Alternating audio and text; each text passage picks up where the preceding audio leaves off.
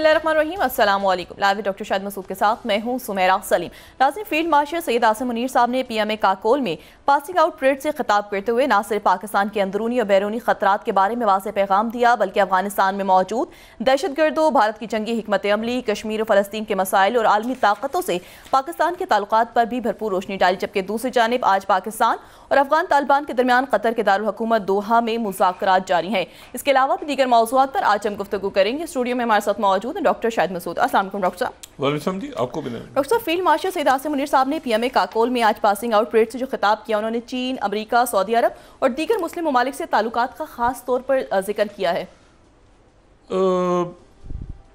काफ़ी सारे टॉपिक्स उसमें डिस्कस हुए हैं जी। और एक तो मैसेज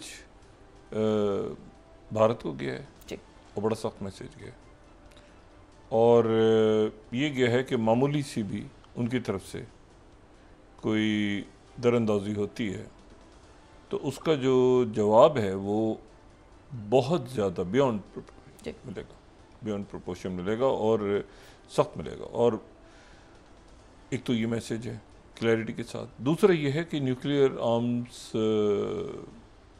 रखते दो ममालिक जो हैं वो जंग अफोर्ड नहीं कर सकते। तो एक तरह से उसमें अमन का पैगाम भी है, लेकिन साथ ही ये बात भी है कि अगर कोई शरारत हुई उनकी तरफ से तो जवाब जो है वो बहुत ज़्यादा होगा, बहुत ज़्यादा होगा जी, उनकी तवक्कुआत से ज़्यादा होगा। फिर जो है वो बाकी ज़ाहिर है अमेरिका के साथ, चाइना के साथ, रशिया के साथ और सबसे बढ़ के इस्लामी ममालिक के साथ, वस्ती एशियाई रियासतों के साथ पाकिस्तान इस वक्त, मैं ये बात काफ़ी अर्से से कह रहा हूँ कि हम अपना ये मैन मेड क्राइसिस से इंटरनल टर्मोइल अगर ख़त्म कर लें और अल्लाह करे कि जल्द से जल्द ख़त्म करें तो शायद ही पाकिस्तान सफारती और अस्करी महाजों पर इतना ज़्यादा कामयाब हुआ। मेरी दुआ है अल्लाह से कि ये जो कतर में मुज़ाकरात हो रहे हैं अफ़गानिस्तान के साथ, जिनमें ख्वाजा आसिफ साहब हैं और वहाँ से मुल्ला मोहम्मद याकूब साहब हैं, उनके वज़ीर दिफा, सिक्योरिटी हुकाम भी हैं, इंटेलिजेंस के हुकाम भी हैं। ख्वाजा आसिफ साहब तो वज़ीर दिफा पाकिस्तान के, मुल्ला याकूब जो हैं वो अफ़गानिस्तान के वज़ीर दिफा हैं, और ये मुल्ला मोहम्मद उमर के बेटे हैं। सही, ये मुल्ला मोहम्मद उमर के बेटे हैं और एक तवील अरसा इन्होंने पाकिस्तान में गुजारा है और कराची में इन्होंने तालीम हासिल की है। जामिया हक्कानी में शायद ये नहीं रहे, लेकिन कराची में इन्होंने तालीम हासिल की है, मेरा ख्याल है बनोरी टाउन में, जहाँ तक मेरा अंदाज़ा है। और अब ये है कि मामलात तो बड़े बुनियादी हैं जी। अच्छा, मैं आपको बताऊं, ये एक बात, इसमें बहुत कुछ है आज बात करने के लिए, लेकिन मैं इसकी मुनासिब बात, हार्ड स्टेट का जो एक बात चल रही है ना, हार्ड स्टेट, काफ़ी बहस हो रही है इस पर आज। ये कुछ वाक़यात को छोड़ के ना जो दरमियान में पेश आए, ठीक है ना, जैसे 26 नवंबर का वाक़या है, या जैसे उससे पहले 9 मई का वाक़या है, ये और वाक़यात हैं, या अभी जैसे तहरीक लब्बैक का वाक़या एक हमारे सामने है जिसकी तहकीकात होनी है, पता चल रहा है कि भी क्या हो। उससे हट के जो बाकी जो हार्ड स्टेट का जिक्र है ना, असल में ये हार्ड स्टेट नहीं है, ये नॉर्म, ये ऐसे ही होता है, रियासतें ऐसे ही होती हैं। सही, मतलब आप मुझे ये बताएं ना कि किसी मुल्क में कोई बग़ैर वीज़े के लोग बैठे हो तो उसको क्या करेगी वो मुल्क, क्या करेगा? अभी आप देख रहे हैं अमेरिका में क्या हो रहा है, जिनके पास वीज़े भी लगे हुए हैं उनको भी उठाकर निकाल रहा है अमेरिका। आप चाइना में चले जाएं और बग़ैर वीज़े के देखें चाइना क्या करता है आपके साथ। आप किसी अरब ममालिक मुल्कों में पकड़े जाएँ, वो पता ही नहीं चलता बंदा कितने सालों जेल में रहता है। बड़ी खुशकिस्मती होती है वो डिपोर्ट कर दें, या वो कवानीन की खिलाफ वर्जी आप जाके करें। ये अभी आप देखें आने वाले दिनों में ये जो राइट विंग मूवमेंट्स यूरोप के अंदर ज़ोर पकड़ रही हैं, क्यों पकड़ रही हैं? इसलिए कि वहाँ जाके लोगों ने कवानीन को तोड़ा और ख़ूबसूरत मुल्कों को, खूबसूरत मुल्क, यूरोप के बड़ा खूबसूरत मुल्क हैं, फ्रांस है, इटली, स्पेन, पुर्तगाल, बाकी, तो या तो वहाँ जाके आप उनके कवानीन की मुकम्मल तौर पे पासदारी करें, या ये है कि वहाँ जाके सड़कों पे पड़े हैं और लूट मार हो रही है, और मतलब सारे ममालिक के लोग, और उसमें गलती उन्हीं की मुल्कों की कि उन्होंने क्यों चढ़ाइयाँ की भाई, क्या ज़रूरत थी इस्लामी मुल्कों पे या दूसरे मुल्कों के ऊपर। मतलब यूक्रेन वॉर में जाके तो कितने इमिग्रेंट्स आ गए, अब वो उन मुल्कों के अंदर भी इमिग्रेंट्स के ख़िलाफ़ क्रैकडाउन होगा। तो बात यह है कि ये तो बड़ी, इसने तो तय होना है कि 4-5 चीज़ों ने तो पाकिस्तान में तय होना ही होना है। हमारी ज़िंदगी में हो जाए हमारी ज़िंदगी बात, उसके बग़ैर रियासत पाकिस्तान की मुसलसल क्राइसिस में रहेगी। आप जितना मर्जी अस्करी महाज पर, सफारती महाज पर कर लें, इंटरनल टर्मोइल। एक तो ये रूल्स को आप अक्रॉस द बोर्ड आप रूल्स को नाफिज करें। दूसरा ये है कि जो रूल ऑफ लॉ है वो सबके लिए होना चाहिए। और तीसरी वही बात जो मैं बार बार कहता हूं कि जितनी ज़्यादा ये दहशत गर्दी है, इसके पीछे जो ग्रुप्स इनको सपोर्ट करते हैं वो माशी दहशत गर्द है। वो बुनियादी असूल होता है फॉलो द मनी। आप पैसे को फॉलो करें, आप देखें कहाँ से पैसा आ रहा है। चोरी चकारी, स्मगलिंग, गाड़ियाँ बेची जा रही हैं, ये इनका कोई ताल्लुक है ही नहीं। मैं तो आपसे कह रहा हूँ, मैं तो 2001 से फॉलो कर रहा हूँ ना। एक तबका होता है जो नज़रियाती तौर पे भटकता है, लेकिन एक बहुत बड़ा तबका ऐसा होता है जिसको जो स्मगलिंग में, इसमें उसमें, मंगल बाग, फलाना डिमाकना, इतने ग्रुप बनते रहे क्योंकि वो इसको समझते हैं कि शायद ये हमारा ही ऐसे ही होता है हमेशा। अब उनको बताया जाए ना, ऐसे नहीं होता जी, ऐसे नहीं होता, ऐसे होगा। अब जैसे अमेरिका में प्रेसिडेंट उन्होंने कहा कि जी ऐसे नहीं होगा, ऐसे होगा। अब ऐसे वीज़े मिला करेंगे, ऐसे नहीं मिला करेंगे। अब निकाल के जहाज़ों में वो भेज रहे हैं पकड़ पकड़ के। अब लोगों को बुरा भी लग रहा है क्यों हो रहा है, लेकिन वो कह रहे हैं हमारा भी मेक अमेरिका ग्रेट अगेन है। बात यह है कि एक रियासत की डेफिनेशन ही ये है कि उसका एक डिफाइंड बॉर्डर हो और उसकी पॉपुलेशन, उसके रूल्स, उसके रेगुलेशन। अब ये जो हमारे अफगान भाई हैं, हमारे तो भाइयों की तरह हैं, पड़ोसी हैं, नाराज़गियाँ होती हैं, बेटी को जब पाकिस्तान में रहें, आए, ऐसा तो नहीं है कि पाकिस्तान में पाबंदी, लेकिन वीज़े के साथ। मतलब ये कितनी बड़ी, ये इसमें कौन सी चीज़ ऐसी है, मैं सोचता हूँ जो कि गलत बात हो रही है इसमें।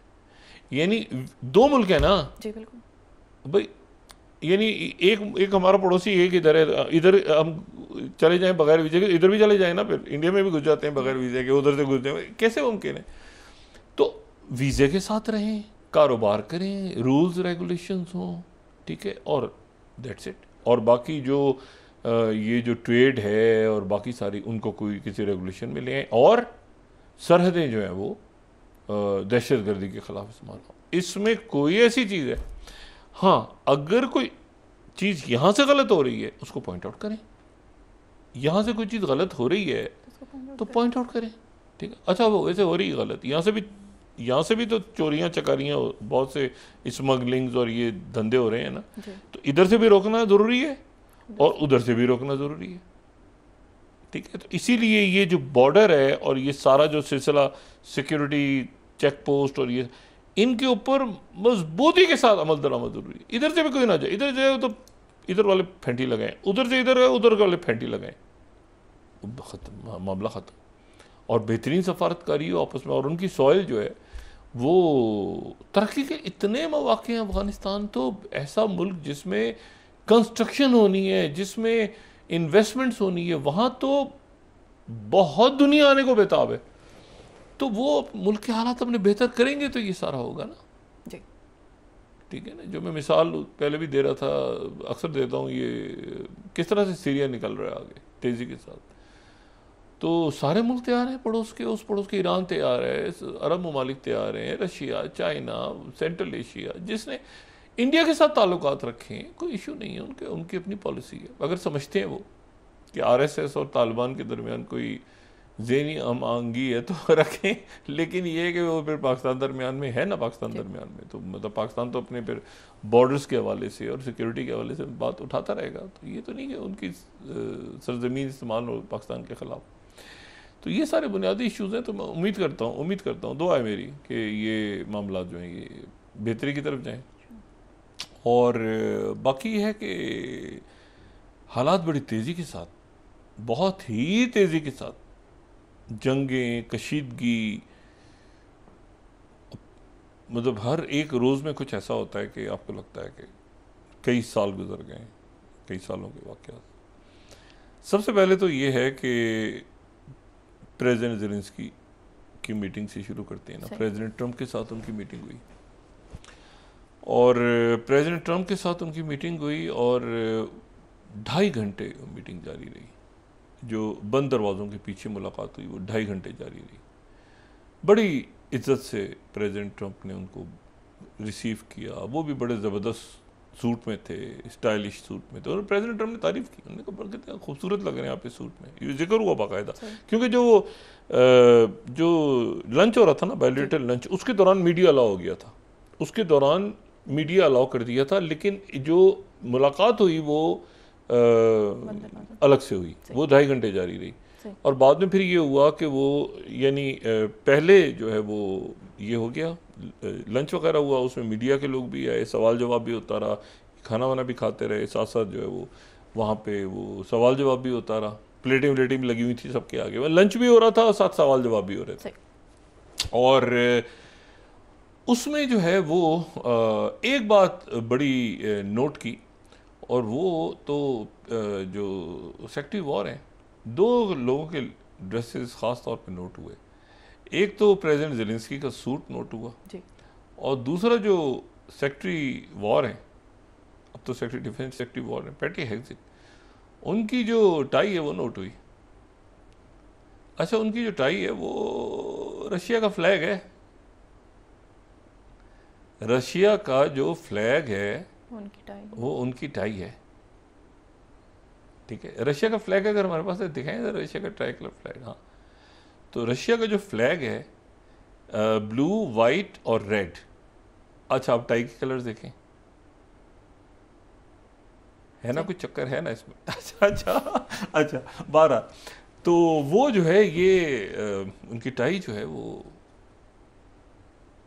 प्रेसिडेंट ज़ेलेंस्की मेरे ख्याल से उन्होंने 2-4 दफ़ा देखा होगा कि ये जो है ये कुछ ये कलर्स कैसे पहने हुए हैं, पहते हैं। 12 वो मुलाकात जो है वो 2.5 घंटे जारी रही। और उस मुलाकात के बाद जो है प्रेसिडेंट ट्रंप ने वही जो होना था वो हुआ। ये 6ठी मुलाकात दोनों शख्सियात के दरमियान हुई है, प्रेसिडेंट ट्रंप के दरमियान और ज़ेलेंस्की के दरमियान। और तीसरी मुलाकात वाइट हाउस में हुई है। और ये मुलाकात जो है ये मेरा ख्याल है इसके बाद कोई शायद इस तरह की कोई मुलाकात हो। प्रेसिडेंट ट्रंप ने टोमाहॉक देने से इनकार कर दिया सही। और उनको प्रेसिडेंट ट्रंप ने बिठा के पूरा एक लेक्चर दिया है कि देखें ये हथियार बड़े ख़तरनाक हैं, ये आपके पास नहीं होने चाहिए। ये हथियार जो हैं ये अगर आपके पास होंगे तो हालात दुनिया के ख़राब हो जाएंगे। तो ऐसा है कि सफारतकारी की तरफ आपको बढ़ना चाहिए। और ये है कि फिर उन्होंने सोशल ट्रुथ पे डाला तो उससे अंदाज़ा हो रहा है कि प्रेसिडेंट ट्रंप ने क्या मैसेज दिया। वो कहते हैं the meeting with president Vladimir Zelensky of Ukraine was very interesting and cordial, but I told him as I likewise strongly suggested to President Putin कि it's time to stop the killing and make a deal. Enough blood जो है वो shade हो चुका है, property lines defined by wars and girds और ये सारा। Let both claim victory, let history decide। दोनों ऐलान करें फतह का और तारीख को फैसला करने दें। No more shooting, no more death, no more vast and unstable sums of money spent। अच्छा, और मैं अगर सदर होता तो ये कभी भी जंग शुरू ना होती। हज़ारों लोग हर हफ्ते मारे जा रहे हैं। No more, go home to your families in piece.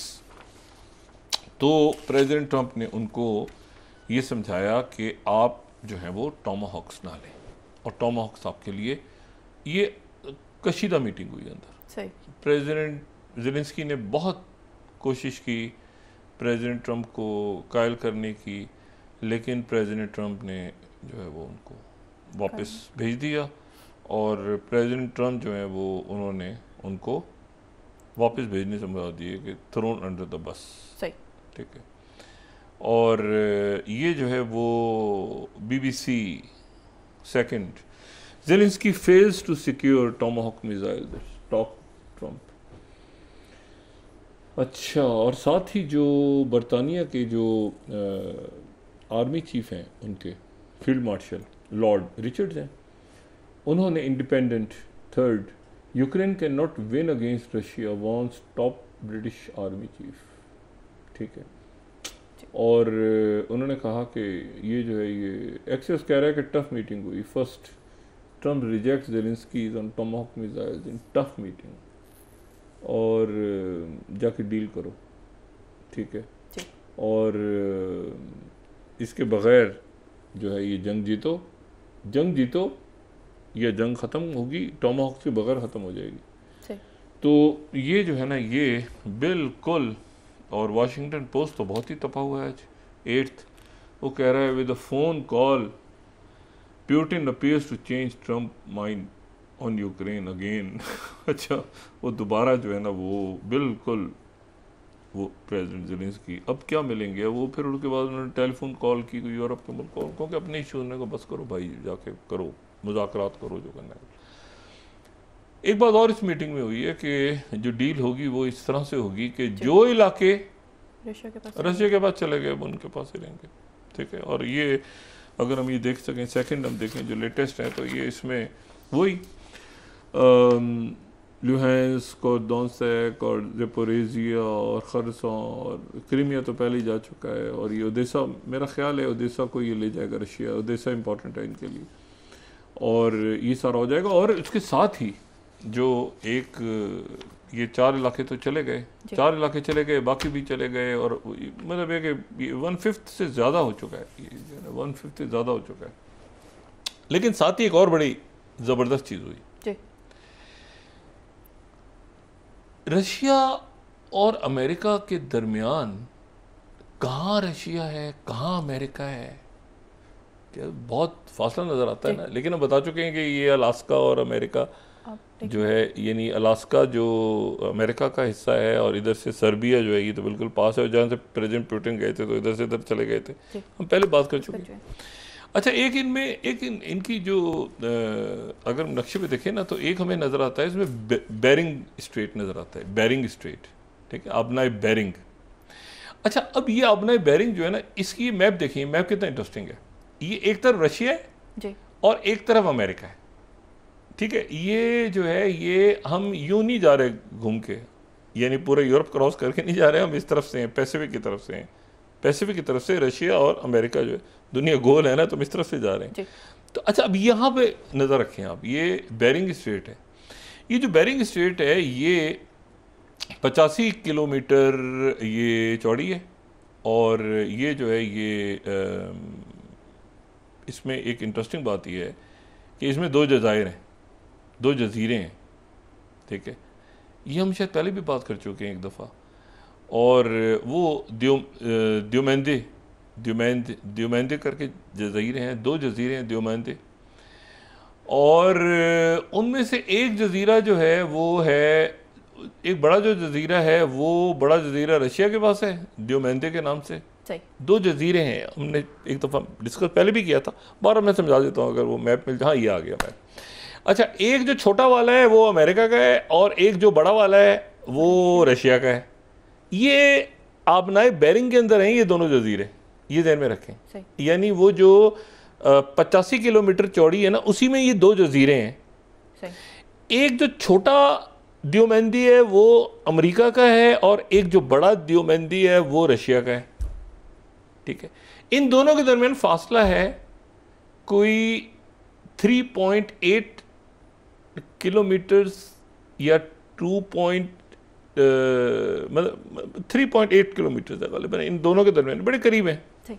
वो माइल्स हैं इधर मैप में जो नज़र आ रहा, ये कोई मैक्सिमम आप समझ लीजिए 4 किलोमीटर होंगे, 3.8 नहीं तो 4 किलोमीटर होंगे। और यानी 4 किलोमीटर क्या है, क्या फासला है 4 किलोमीटर, इधर से आप उधर जाएं 4 किलोमीटर तो बिल्कुल ही कश्ती में बैठ गए। और 21 घंटे का टाइम डिफरेंस है, 21 घंटे। एक जजीरा दूसरे जजीरे से 4 किलोमीटर दूर है और 21 घंटे का, और 21 घंटे का टाइम लिमिट है, क्योंकि इनके दरमियान में जो इंटरनेशनल टाइम लाइन दोनों जजीरों के दरमियान से, तो इस जजीरे उस जजीरे में 21 घंटे का फर्क होगा। और हैं ये बिल्कुल साथ साथ। अच्छा, अब इसकी एक नई कहानी जो है ना छिड़ गई है, बड़ी ज़बरदस्त कहानी, और वो है कि अमेरिका और रशिया के दरमियान एक नया मंसूबा, उस पर काम शुरू हो गया है। और वो है कि बेरिंग स्ट्रेट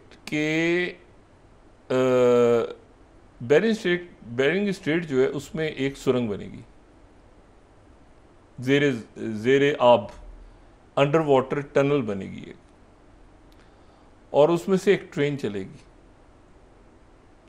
और उस ट्रेन में अवाम भी होंगे और कार्गो भी हुआ करेगा, और उसका नाम होगा ट्रंप प्यूटिन पीस ट्रेन।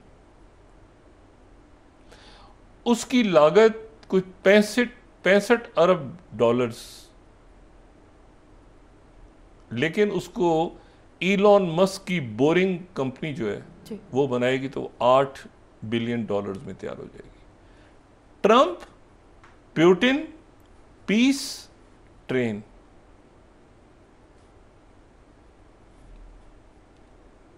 अच्छा, अब ये जो उनके जो इन्वेस्टमेंट बोर्ड के सरबराह हैं,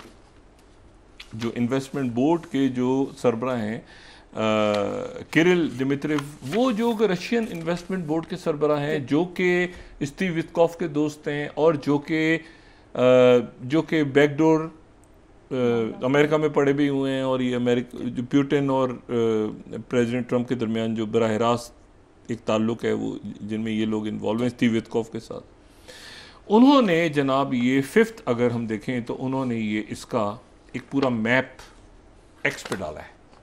वो कहते हैं कि इलॉन मस्क को वो टैग कर रहे हैं 5th, Elon Musk imagine connecting the US and Russia, the Americas and the Eurasia with the Putin-Trump tunnel, a 70-mile link symbolizing unity.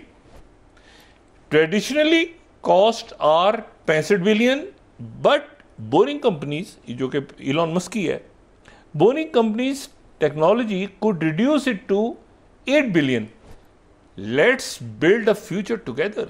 अब ये क्या खूबसूरत, आप देखें ये आ रही है, ये जनाब अलास्का से चली, और ये देखें अंडर वाटर, ये चली अलास्का से, और ये जनाब एक जजीरे तक पहुंची, फिर वहाँ पानी वानी पिया लोगों ने, फिर 21 घंटे के टाइम अपनी घड़ियों का आगे पीछे किया, पता नहीं 21 घंटे कैसे होंगे आगे पीछे, तारीखें करके दूसरे जजीरे पे पहुंची, ट्रेन वहाँ से चली, और जनाब पानी के नीचे चलते चलते वहाँ पहुँच गई।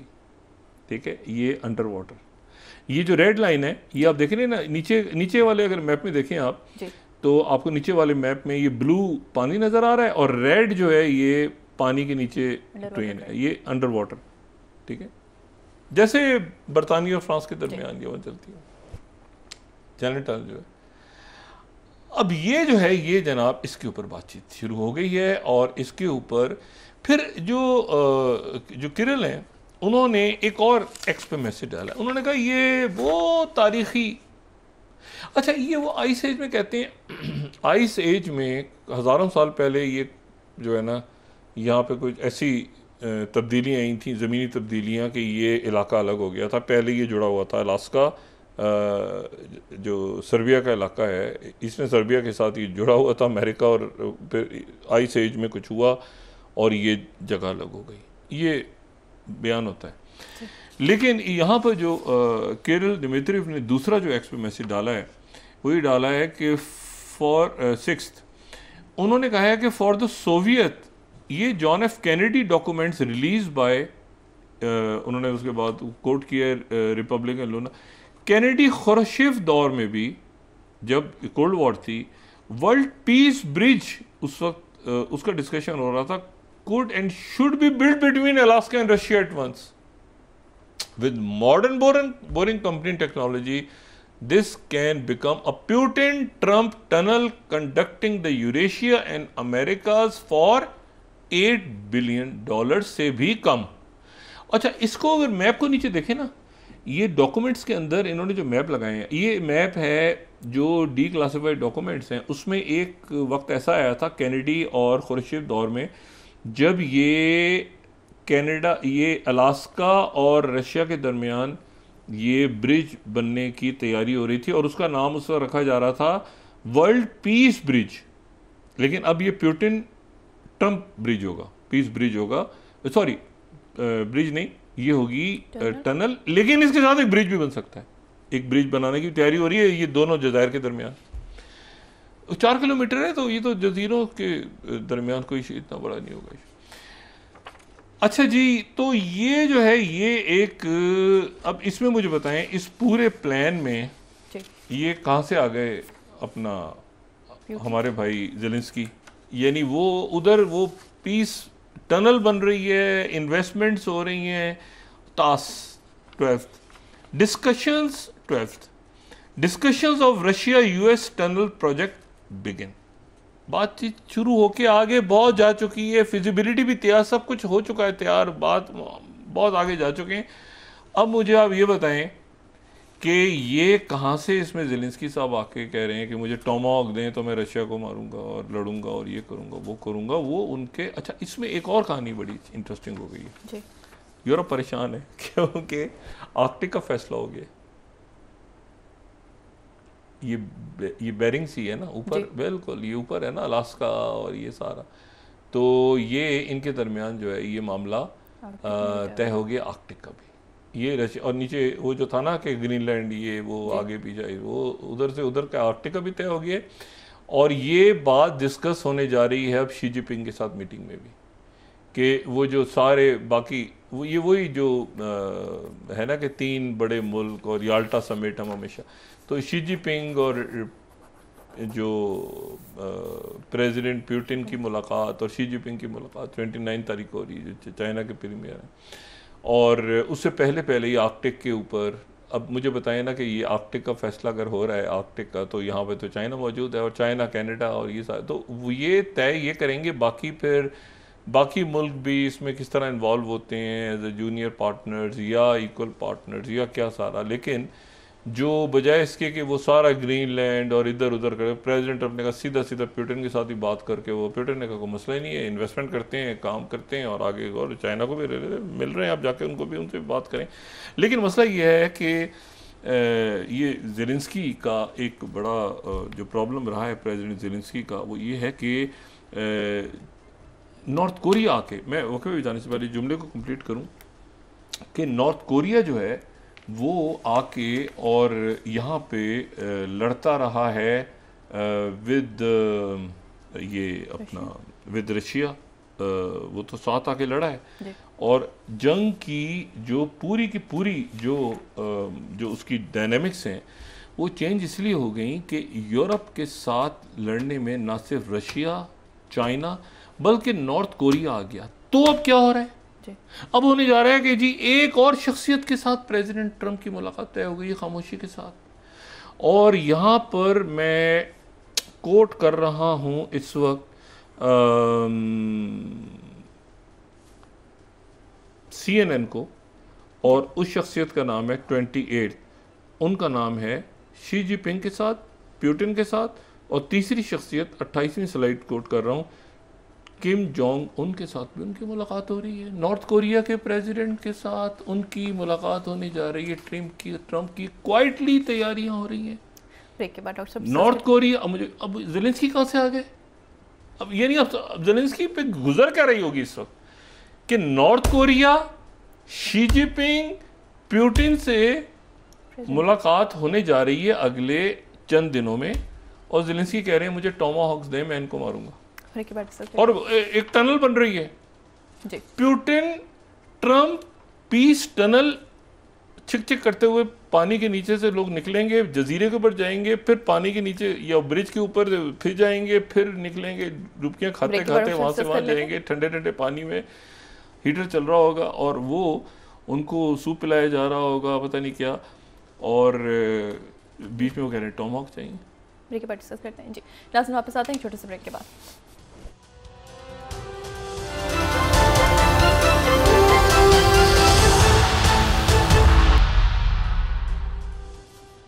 वेलकम बैक नाज़रीन। डॉक्टर साहब अब ये कहते हैं पाकिस्तान और अफगानिस्तान के दरमियान जो है हम कायम हो जाना चाहिए?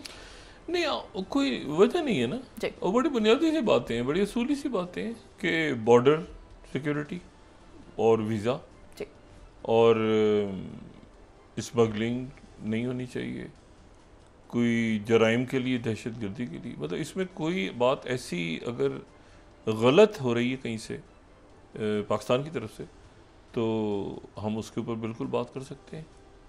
लेकिन अगर ये बात हो रही है कि दहशत गर्दी नहीं होनी चाहिए वहाँ से, या वीज़े के तहत होना चाहिए सारा मामला, या ये है कि जो असल तो दहशत गर्दी है ना, और बॉर्डर्स पे जो है वो कोई कानून होना चाहिए कि ये सरहद है, ये बॉर्डर है, यहाँ से चेक पोस्ट है, ये ऐसे तो, और उधर की पुलिस और उधर की सिक्योरिटी फोर्सेस वहाँ का मामला करें, यहाँ की यहाँ का देखें, और जैसे दुनिया चल रही है वैसे चले। तो इसमें लेकिन चूंकि होता रहा है हमेशा, तो ये हो रहा है, तो जब भी आप किसी चीज़ को आप देखें ना, अमेरिका में अब वो अगर वहाँ पे कह रहे हैं कि जी ऐसे वीज़ा होगा, मेक अमेरिका ग्रेट अगेन, ये हमारी कंडीशंस होंगी, कहते पहले तो ऐसा होता था, भाई पहले ऐसा होता था कि मतलब ये नहीं कि हमेशा ही ऐसा होगा। तो मुल्क अपने आप को, रियासतें जो हैं वो अपने आप को ठीक कर रही हैं, तो इसलिए मैं ठीक करने से मुराद है कि वो रूल्स एंड रेगुलेशन में ला रहे हैं ना चीज़ों को। तो जब रूल्स में आप ला रहे हैं चीज़ों को, तो जिनको आदत पड़ी हुई है कि नहीं ऐसे नहीं ऐसे ही होगा, तो वो फिर उसके नतीजे में। और दूसरी बात ये मैंने आपसे कहा ना, अफगानिस्तान में अपॉर्चुनिटीज़ बढ़ी हैं, उनके लोग अगर उस तरफ ध्यान दें, बजाय इसके कि वहाँ पे बारूद तैयार हो रहा है और धमाका खेज मवाद तैयार हो रहा है और ख़ुदकुश हमला, इससे निकल के वो अगर जाएँ तो दुनिया में आप देखें जितनी वो ज़बरदस्त कौम है अफ़गान कौम, मतलब साल, 1.5 साल, 2 साल में पूरी दुनिया को में आप जाएं तो उन्होंने बड़ी कंस्ट्रक्शन में उनका बड़ा रोल है। तो वो दूसरे मुल्कों को अगर बना सकते हैं तो अपने मुल्क को बनाने में कितनी देर लगेगी, लेकिन तबाही की तरफ चले जाएंगे तो फिर उसका तो ख्याल नहीं। तो उम्मीद करते हैं कि खबर वहाँ से अच्छी आएगी। अब प्रेसिडेंट ट्रंप जो है उनकी मुलाकात होने जा रही है पुतिन से, ना सिर्फ ये कि मुलाकात बल्कि एक टनल बन रही है। ठीक है, कहाँ पर जंग हो रही थी, कहाँ टनल बन रही है, और फिर प्रीमियर शी जिनपिंग से मुलाकात होने जा रही है साउथ कोरिया में, और साथ ही नॉर्थ कोरिया के प्रेसिडेंट से भी मुलाकात होने जा रही है, खामोशी से तैयारियां उसकी भी हो रही हैं। और जाहिर है कि फिर उसमें मतलब यूरोप जो है इसमें अब जाहिर है कि अपनी पॉलिसीज़ यूरोप देखेगा। ये नेटो और ये सारे जो है ना, ये बस वो ख़त्म हो गया कोल्ड वॉर का। यूरोप पहले भी नहीं चाहते थे, यूरोप के मुल्क, ये बस वो कुछ गड़बड़ हुई। यूरोप के मुल्क पहले भी चाइना के साथ और रशिया के साथ ताल्लुकात अच्छे थे, बाइडन दौर और ओबामा दौर की जो पॉलिसीज़ हैं उनका ख़ात्मा हो रहा है।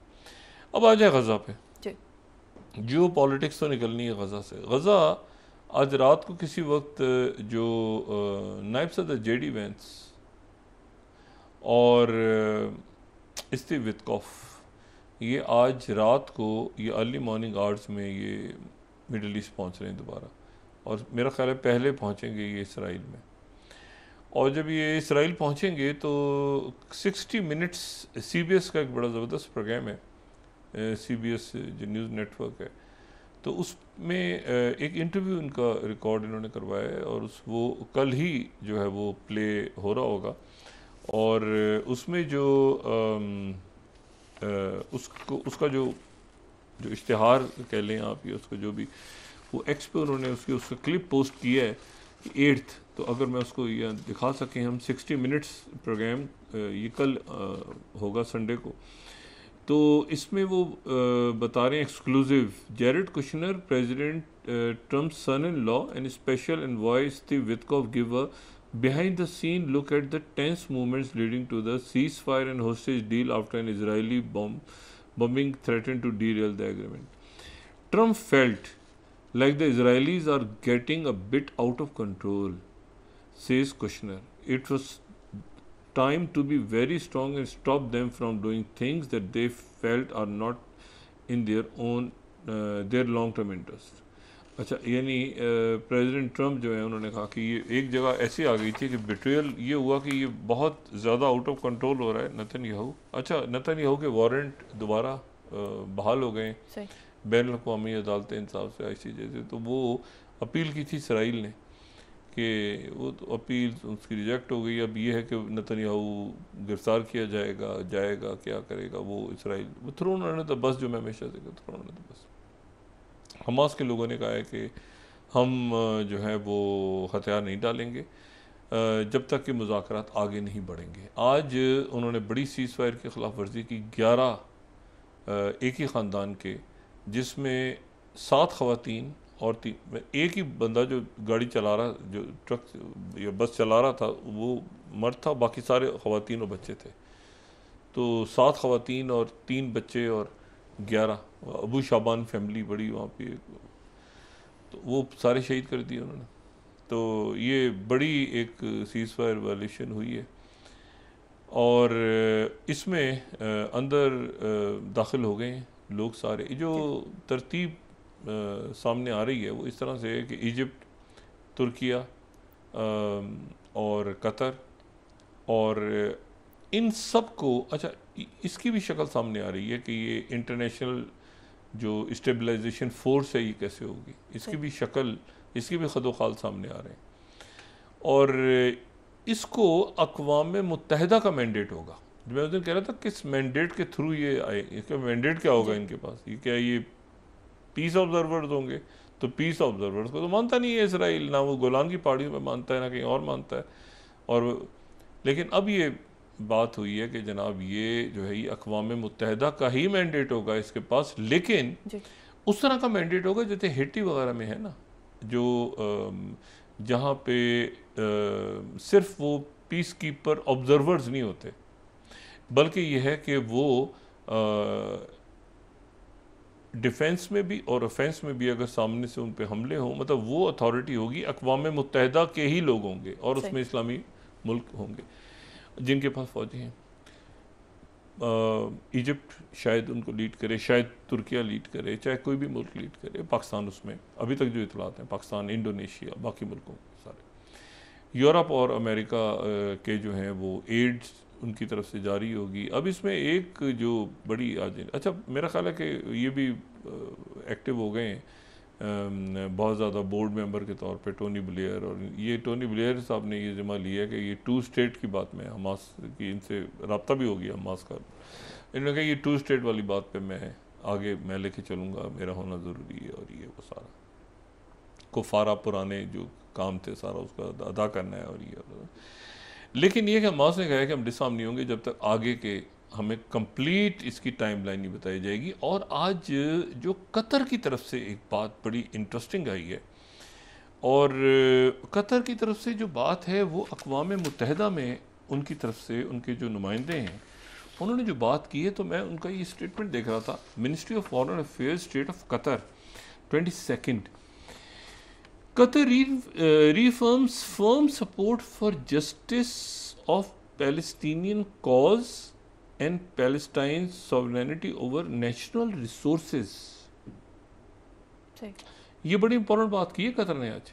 ये वो बात है जो मैं हमेशा कहता था कि मेडिटेरियन के अंदर गैस और उसके जो ज़खायर हैं उसके ऊपर कौन आएगा, वो कतर ने आज क्लियर कर दिया कि ये फ़लस्तीनियों के हैं। ये बहुत बड़ी स्टेटमेंट है कतर की। और कतर आगे से क्या कह रहा है, ये आप कतर की स्टेटमेंट देखें। कतर वो कह रहा है, क्या बात कह रहा है कि Palestinian cause, full support for the Palestinian people sovereignty over there national resources. और फिर जो आगे बॉर्डर्स वाली बात है वो है जो पाकिस्तान की है।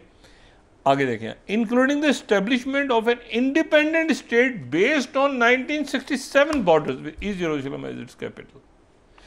यानी कतर का जो नुक्ता नज़र है वो बिल्कुल वही है जो पाकिस्तान का है। और ये उनके जो नुमाइंदा ख़ुसूसी हैं वहाँ पे, जो तलाल अब्दुल अजीज़ अल नामा, उन्होंने ये वहाँ पर यूनाइटेड नेशंस के अंदर ये बात की है। ये देखें आप, occupied Palestinian territory including east Jerusalem end of the Arab population in occupied Syrian Golan ये गोलान को भी, क्योंकि 67 में तो गोलान है ना इधर, तो ये कतर का, पाकिस्तान का, कई मुल्कों का स्टांस एक है इस वक्त, और उसमें ईस्ट यरूशलेम की बात है। मशरकी यरूशलेम उसका दारुल हुकूमत होगा, दारुल खिलाफा होगा, जो फ़लस्तीनी रियासत है।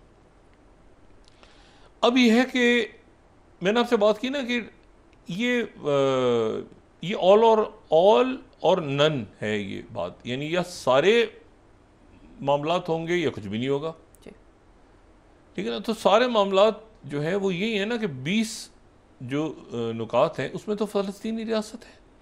कतर ने आज वो क्लियर कर दिया। अच्छा, ये मैं थोड़ा सा इसके ऊपर एक बात चल रही थी दरमियान में कि रिसोर्स का क्या होगा, क्योंकि उनके पास जो सारे मुआहदे हैं वो देखें क्या कितना जुल्म है कि अब मैं क्या कहूँ, ये 2-2.5 लाख जो शहीद हुए हैं वहाँ पे गज़ा में, ये जिनको रोटी और पानी और दवाइयाँ नहीं मिल सकें, इनके पास ऑयल गैस ये इसराइल चाह रहा था अकेले। तो अब ये भी आज तय कर दिया, कतर ने क्लियर कर दिया कि ये जो सारे मामलात हैं ये फ़लस्तीनियों के ही होंगे जाके। अब आप मुझे बताएं कि ये फ़लस्तीन के लोग ही वहाँ पर, अच्छा हमास को आउट करना मुश्किल है पॉलिटिक्स से, ये अमेरिका को भी अंदाज़ा हो गया। उन्होंने अभी ये डिसार्म करने के ऊपर उन्होंने कहा डिसार्म होंगे उस वक्त होंगे, ये जैसे ये गुड फ्राइडे एग्रीमेंट जब हुआ था ना IRA वाला, तो उस वक्त ये हुआ था कि जो प्रोटेक्शंस थे और एक तरफ ये IRA के, तो उसमें ये हुआ था कि फिर वो दरमियान में आयरलैंड के ही लोग थे जिन्होंने कहा था कि ठीक है यहाँ वेपन्स हम करवा, इन्होंने कहा है कि जी हम वेपन्स नहीं डालेंगे, हम 5 या 10 साल का एक, जब तक ये तामीर आप कर रहे हैं तो 5 या 10 साल के लिए हम जंगबंदी को तैयार हैं, लेकिन हम असला तो नहीं फेंकेंगे यहाँ से। या ये है कि मुकम्मल तौर पे देखें वहाँ पर भी तो ऐसे हुआ है ना सीरिया के अंदर। सीरिया में आपका क्या क्या ख्याल है, MS शरा के लोगों ने हथियार डाल दिए, वो या SDF के लोगों ने हथियार डाल दिए, ऐसा तो नहीं हुआ ना। वो इंटीग्रेट हो गए हैं आपके पुलिस और फौज के अंदर। तो ये जो लोग हैं, ये अगर फ़लस्तीन को ही इन्होंने सिक्योर करना है ना, वहीं के लोग हैं, तो ये अगर उसी सिस्टम के अंदर इंटीग्रेशन इनके हो जाए, और ये समझते भी हैं, मकामी लोग भी हैं, हमास के हैं, वो अभी तक तो उनकी लड़ाई उनसे हो रही थी, लेकिन ये तय हो जाए कि जी यही लॉ एंड ऑर्डर देख रहे हैं, तो आपको बाहर से ट्रेन करके फ़लस्तीनियों को लाने की ज़रूरत कहाँ से है? और वो फ़लस्तीनी जिनका कोई ताल्लुक ही ना हो हमास के साथ या फ़लस्तीनी अथॉरिटी के, तो कहाँ से लाएंगे आप ऐसे लोग? तो ये भी एक बात चल रही है कि भाई ये ही लोग जो हैं, इन्हीं लोगों को अगर ट्रेन करके और अपने ही इलाकों में, इनके घर भी वहीं हैं, ये रहते भी वहीं हैं, ये काम भी वहीं करेंगे, जॉब भी वहीं करेंगे, बजाय इसके क्या बाहर से लोगों को ट्रेन करके लाएं। एक तो ट्रेन है बाहर जो इजिप्ट ने, लेकिन ये भी बात हो रही है कि जी इन्हीं लोगों को आप जो है जो वहाँ पर आप लेकर आ जाएं, और इनमें से बहुत सारे लोग जो हैं वो पॉलिटिकल सिस्टम में शामिल हो जाएं आगे जाके। देखें नहीं, बात आगे चल रही है अभी, मतलब है कि ये अभी तो है ना कि ये हमास और फ़लस्तीनी अथॉरिटी आ गई है ना दरमियान में। अब उसके ज़ाहिर है महमूद अब्बास की जगह कोई दूसरे आ जाएंगे, हमास की जगह कहीं तो इलेक्शन होगा ना, कहीं तो फ़लस्तीन। तो मेरा ख्याल है कि अभी तो ये सीज़ फायर की जो बदतरीन खिलाफ वर्जी वो इसराइल ने आज की है, उनकी तरफ से 10 बॉडीज़ हो गई, यानी जो 20 जिंदा लोग और 10 डेड बॉडीज़ दे दी गई हैं, और बाकी अब 18 डेड बॉडीज़ के ऊपर खप डाली हुई थी, माहिदा तोड़ देंगे, जाहिरियत करेंगे, ये करेंगे, फ़लाँ करेंगे। उन्होंने शटअप कॉल दी है। यहाँ पे आ रहे हैं स्टीव विटकॉफ और जो JD वैंस हैं, और वो जाहिर है कि हमास ने उससे पहले मैसेज दिया है, उससे पहले कतर ने दिया है, और बाकी के अब टाइमलाइन सामने आ जाएगी। अब ये बोर्ड सामने आ जाएगा, अब ये आ जाएगा कि ये उसमें मेंबर्स कौन से हैं। टोनी ब्लेयर गालिबन में शामिल हो जाएंगे, बाकी मुल्कों के लोग, तुर्किया के, बाकी फ़लस्तीन, ये सारे वो कर आके, और हमास जो है वो डिसाम उस सूरत में होगी जब पूरा कंप्लीट प्लान आएगा कि कौन से लोग भाई हमास से सारा असला ले रहे हैं, और वहाँ पर आप दूसरे जो हैं लोग, लेकिन हमास को जो है वो प्रेसिडेंट ट्रंप जो है वो अब इसराइल नेतन्याहू बहुत हो गया ना, भाई जाहिर सी बात है वो पुतिन के साथ मामला तय कर रहे हैं, उन्होंने मशरिक़ वस्ता के अंदर अपना सारा मामला तय करना है। और यहाँ पे इन्वेस्टमेंट्स हैं, बिजनेसेस हैं, चाइना के साथ मामला तय करने जा रहे हैं, साउथ कोरिया के साथ तय करने जा रहे हैं, उससे पहले आसियान में रुक रहे हैं, फिर उन्होंने जिक्र किया पाकिस्तान और इंडिया का दोबारा। और ये बात जो है ना, इसको बहुत लाइटर नोट पे नहीं लेना चाहिए। पाकिस्तान और इंडिया की जब वो बात करते हैं, उस दिन रात को अगर ना रोका जाता तो पाकिस्तान किसी भी लिमिट तक जाने को, मतलब जा रहा था पाकिस्तान किसी भी लिमिट। तो ये प्रेसिडेंट, ये जो एक बात होती है ना बड़े लाइट सी कि प्रेसिडेंट ट्रंप ने कह दिया, दोबारा कह दिया, दोबारा कह दिया, नहीं, उस दिन रात को अगर प्रेसिडेंट ट्रंप इंटरवीन ना करते तो पाकिस्तान किसी भी हद तक जाने को तैयार था, ठीक है ना। तो ये बहुत अच्छा हुआ कि उन्होंने इंटरवीन किया, और मेरा ख्याल है कि इसका एहसास सबको होना चाहिए इस पूरे खत्ते में, और दुआ करते हैं कि अमन हो, अच्छी खबर आए। दोहा से जो मुज़ाकरात हो रहे हैं तालिबान के साथ भी, और गज़ा से भी अच्छी खबर है, पूरी दुनिया में अमन सुकून शांति के साथ आगे बढ़ें। और भी बड़े मसाइल हैं, बड़े इश्यूज़ हैं, और बजाय इसके कि फिर नई जंगों की तरफ नज़र डाल रहे हैं। जी बहुत शुक्रिया डॉक्टर साहब। नाज़रीन, इसके साथ ही आज का प्रोग्राम अपने इख्तिताम को पहुंचा। मुझे सुमेरा सलीम को इजाज़त दीजिए, अल्लाह ने के बाद। जी डॉक्टर साहब, मैं सिर्फ एक जो फाइनेंशियल टाइम्स की स्टोरी है उसको मैं सजेस्ट करके, तो आज का रीड अगर किसी ने पढ़ना हो, 16th Financial Times, Trump had to choose between Israel and Qatar.